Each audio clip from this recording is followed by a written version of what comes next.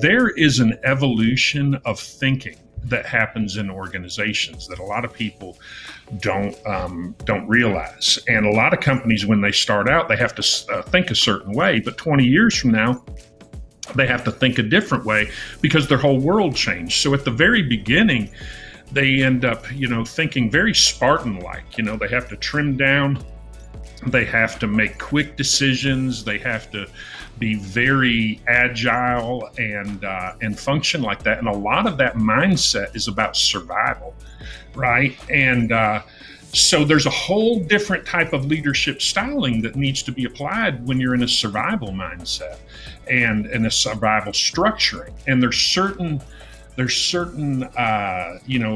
organizational structures that fit well in a survival type of thinking.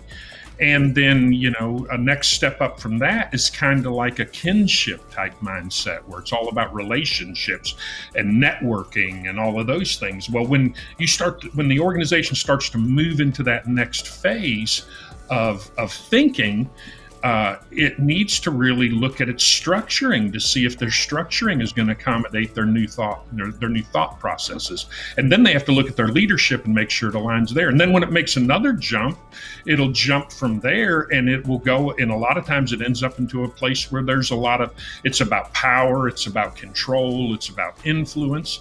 And that's kind of sounds like a negative term, but it can be a positive term for some people. If you are interested in being our guest on Motivated Learning, please reach out to us on our social media.